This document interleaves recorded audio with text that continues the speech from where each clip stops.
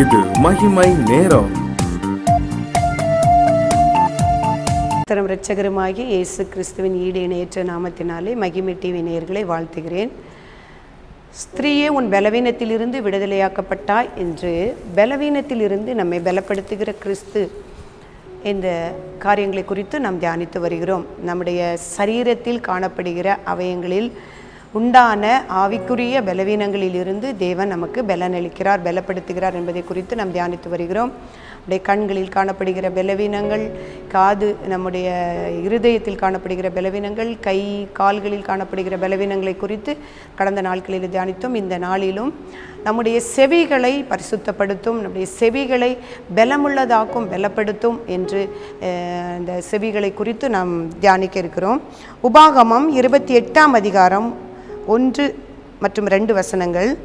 இன்று நான் உனக்கு விதிக்கிற உன் தேவனாகிய கர்த்தருடைய கட்டளைகளின் படியெல்லாம் செய்ய நீ கவனமாயிருக்கும்படி அவர் சத்தத்திற்கு உண்மையாய் செவி கொடுப்பாயானால் உன் தேவனாகிய கர்த்தர் பூமியில் உள்ள சகல ஜாதிகளிலும் உன்னை மேன்மையாக வைப்பார். செவி கொடுத்தல், இந்த நாட்களிலே செவி கொடுத்தல் என்பது மிகவும் ஒரு கஷ்டமான ஒரு காரியமாக காணப்படுகிறது. தேவனுடைய வார்த்தைகளுக்கு, அவருடைய கட்டளைகளுக்கு செவி கொடுக்க, அதே போல் பிள்ளைகள் பெற்றோருடைய வார்த்தைகளுக்கும் அவருடைய உபதேசங்களுக்கும் புத்திமதிகளுக்கும் செவி கொடுக்க மனதில்லாதவர்களாய் காணப்படுகிறார்கள். தேவனிடத்திலே நாம் கேட்க வேண்டியது, கர்த்தாவே செவி கொடுக்க எங்களுக்கு பலன் தாரும், நான் உனக்கு போதித்து நீ நடக்க வேண்டிய வழிகளை உனக்கு காட்டுவேன் என்று கர்த்தர் சொல்லியிருக்கிறார். அந்த நம்ம வேதாகமம் முழுவதிலும் அவருடைய போதனைகளும் அவருடைய உபதேசங்களும் கட்டளைகளும் கற்பனைகளும் நியமங்களும் நமக்கு கொடுக்கப்பட்டிருக்கிறது. நாம் செவி கொடுப்போமானால், உத்தமமாய் நாம் செவி கொடுப்போமானால் கர்த்தர் நம்முடைய செவிகளை பலப்படுத்துகிறார். ஆதியாகமத்தில் பார்க்கும் பொழுது நோவா, தேவன் நீ ஒரு பேழையை செய் என்று கட்டளை கொடுக்கும் பொழுது உண்மையாய் செவி கொடுத்தான். அந்த வாசித்தது போல உண்மையாய் செவி கொடுப்பாயானால், உன் தேவனுடைய சத்தத்திற்கு உண்மையாய் செவி கொடுக்க வேண்டும். நோவா உண்மையாய் செவி கொடுத்து அந்த பேழையை செய்தது நிமித்தம் அந்த ஒரு பெரிய சந்ததியை அவன் பெற்றுத்தர கர்த்தர் கிருபை கொடுத்தார். அதே போல் ஆபிரகாம், தேவனுடைய சத்தம் அவருக்கு உண்டான பொழுது உன் தேசத்திலிருந்து புறப்பட்டு நீர் இன்னொரு இடத்திற்கு போ என்று சொல்லும் பொழுது அவருடைய வார்த்தைக்கு செவி கொடுத்தான். அவருடைய ஒரே மகனை நீ பலியிட கொண்டு போ என்று சொல்லும் பொழுது அவருடைய வார்த்தைக்கு செவி கொடுத்தான். அந்த விசுவாசத்தின் தந்தை என்று அழைக்கப்படும்படியாய் கர்த்தர் பெரிய கிருபையை ஆபிரகாமுக்கு ஆசீர்வாதங்களையும் கொடுத்தார் என்று நாம் வாசிக்கிறோம்.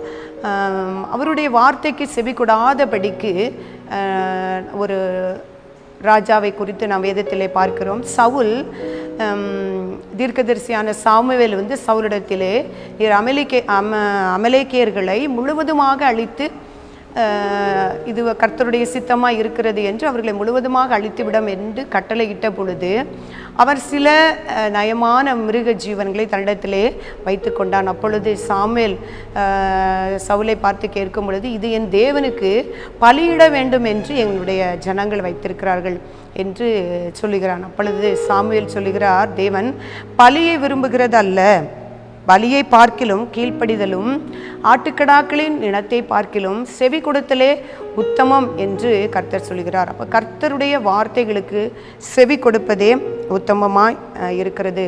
ஏசாயா தீர்க்கதரிசி சொல்லும் பொழுது, அந்த கீழ்ப்படியாத ஜனங்கள் அவர்கள் கண்ணார கண்டும் காணாதவர்களாய், காதார கேட்டும் உணராதவர்களாய் இருக்கிறார்கள் என்று சொல்கிறார். அவருடைய காது கேட்டும் மந்தமாய் இருக்கிறது என்று சொல்கிறார். அந்த ராஜ்யத்தின் சுவிசேஷத்தை கேளாதபடி, அவர்கள் மனம் திரும்பாதபடி அவர்களுடைய காது அவர்கள் கேட்டும் மந்தமாக இருக்கிறது என்று சொல்லப்படுகிறார். அப்படி ஒரு மந்தமான காதுகளை வேண்டாம் ஆண்டவரே, எங்களுடைய காதுகளையும் எங்களுடைய செவிகளையும் பலப்படுத்தும், நம்முடைய வசனங்களை கேட்டு உணர்வடையும்படியாக பலப்படுத்தும். இயேசு கிறிஸ்து அந்த விதைக்கிறவருடைய வசனத்திலே சொல்லும் பொழுது, அந்த வழியறியே போடப்பட்ட விதைகள், வசனத்தை கேட்கிறவர்கள் கேட்டு உணரடையாதவர்களாக இருக்கும் பொழுது பொல்லாங்கன் அந்த வசனத்தை திருடி கொண்டு போகிறான். இரண்டாவது, கற்பாறையிலே விழப்பட்ட விதைகள். அந்த வசனத்தை கேட்கிறவர்கள் சந்தோஷமாக ஏற்றுக்கொள்கிறார்கள், ஆனாலும் அவர்களுக்கு அந்த உபத்திரவங்கள் வருகிற பொழுது அந்த வசனத்தினிலிருந்து செவி கொடுக்காதபடி விலகி போகிறார்கள். இன்னும் ஒரு வகையான ஜனங்களை பார்க்கும் பொழுது முள்ளுள்ள இடங்களிலே விழுந்த விதைகளைப் போல என்று இயேசு கிறிஸ்து சொல்லுகிறார். அவர்கள் வசனத்தை கேட்கிறார்கள், ஆனாலும் அவருடைய உலக பிரகாரமான கவலைகளினாலும் ஐஸ்வர்யத்தினாலும் மயக்கத்தினாலும் அந்த வசனத்தை கடைபிடிக்காதபடிக்கு வழுவி போகிறார்கள்.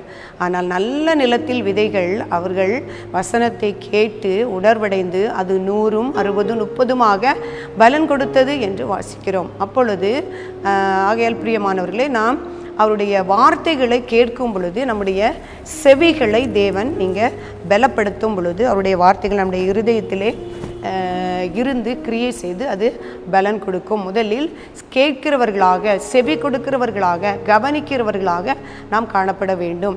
புத்திமதிகளை இப்போ கேட்பது என்பது தான் பெரிய ஒரு கஷ்டமான காரியமாக இருக்குது. அந்த நாட்களிலே மரியாள் மார்த்தாளுடைய வீட்டிற்கு இயேசு கிறிஸ்து சென்றிருந்த பொழுது மரியாள் பல வேலைகளை செய்வதிலே அவள் பிரியமாக இருந்தாள், அங்கும் இங்கும் ஓடிக்கொண்டு சென்றிருந்தாள். ஆனால் மரியாளோ தேவனுடைய பாதத்திலே அமர்ந்து அவருடைய வார்த்தைகளை கேட்டுக்கொண்டிருப்பதிலே பிரியமுள்ளவளாய் காணப்பட்டாள். தேவன் என்ன சொல்கிறாருன்னா, இயேசு கிறிஸ்து மார்த்தாளை பார்த்து, மார்த்தாளே, நீ உலக பிரகாரமான காரியங்களிலே நீ அதிகமாய் பிரயாசப்பட்டு துக்கப்படுகிறாய், ஆனால் மரியாள் தன்னை விட்டு எடுபடாத நல்ல பங்கை பெற்றுக்கொண்டாள் என்று அவளுடைய கிறிஸ்துவனுடைய பாதத்திலே, இயேசு கிறிஸ்துவனுடைய பாதத்திலே அமர்ந்து அவருடைய வசனத்தை கேட்டுக்கொண்டவளாய் ஒரு நல்ல பங்கை பெற்றுக்கொண்டாள் என்று இயேசு கிறிஸ்து சாட்சி கொடுக்கிறார்.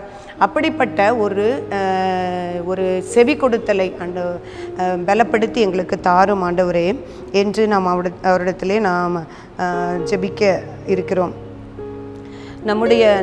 நான் ஜெபிக்கக்கூடிய நம்முடைய ஜெபத்திற்கு தேவன் செவி கொடுக்கிறவராக இருக்கிறார், அதை கவனிக்கிறவராக இருக்கிறார். அதே போல் நாமும் அவருடைய வார்த்தைகள், அவருடைய கட்டளைகள், அவருடைய புத்திமதிகளுக்கு செவி கொடுக்கிறவர்களாக இருக்கும்படியாக, அதை விட்டுவிடாதபடிக்கு அதை செவி கொடுத்து உணர்வடையவர்களாய் இருக்கும்படியாக தேவனிடத்திலே என்னுடைய செவிகளை பலப்படுத்தும், எனக்கு போதித்து நடக்க வேண்டிய வழிகளை எனக்கு காண்பியும் என்று நாம் அவரிடத்திலே ஜெபிக்கும் பொழுது நம்முடைய பலவீனத்தில் இருந்து நம்மை விடுதலையாக்குவார். கேட்டும் உணர்வில்லாதவர்களாய் நாம் இராதபடிக்கு வசனத்தை நல்ல நிலத்தில் விழுந்த விதைகளைப் போல அதை கேட்டு உணர்வடைந்து 100, 60, 30 பலன் கொடுக்க கர்த்தர் நம்முடைய செவிகளை பலப்படுத்துவாராக. நாம் ஜெபிப்போம். இரக்கம் கிருபை நிறைந்த எங்கள் அன்புள்ள தகப்பனே இயேசப்பா, உம்மை துதிக்கிறோம் அப்பா, உம்மை ஸ்தோத்தரிக்கிறோம். ஆண்டவரே, நீர் தியானிக்க கொடுத்த வார்த்தைகளுக்காக உமக்கு நன்றி செலுத்துகிறோம். உடைய வேதத்தின் வசனங்களில் இருந்து எங்களுடைய செவிகள் உணர்வுள்ளவர்களாயிருக்கும்படியாய், எங்களுடைய செவிகளை நீர் பலப்படுத்தும்படியாய் கர்த்தாவே நாங்கள் தியானித்தோம். கர்த்தாவே ஸ்தோத்திரிக்கும் அப்பா, உடைய வசனங்களை கேட்கும்படியாக மரியாள் தன்னை விட்டு எடுபடாத நல்ல பங்கை பெற்றுக்கொண்டதை போல உடைய வசனங்களை தியானிக்கவும், உடைய வார்த்தைகளுக்கு செவி கொடுக்கவும், உணர்வுடையவளாய் காணப்படவும் அப்பா நாங்கள் பிரயோஜனம் உள்ளவளாய் பலன் கொடுக்கவும் கர்த்தர் எங்களுக்கு உதவி செய்து எங்களுடைய செவிகளை நீர் பலப்படுத்தும்படியாய் நாங்கள் ஒப்புக் கொடுக்கிறோம். கேட்டுக்கொண்டிருக்கிற ஒவ்வொருடைய இருதயங்களிலும் கர்த்தர் நீர் கிரியை செய்யுங்கப்பா. வசனங்களை கேட்க, ஆண்டவரே புத்திமதிகளை கேட்க, உபதேசங்களை கேட்க அப்பா எங்களுக்கு செவிகளை தேவன் நீர் திறந்தருளும்படியாய் நாங்கள் ஜெபிக்கிறோம் அப்பா. எங்களை பலப்படுத்தும். மீண்டும் ஒப்புக் கொடுக்கிறோம். இயேசு கிறிஸ்து மூலம் ஜெபிக்கிறோம் நல்ல பிதாவே, ஆமென்.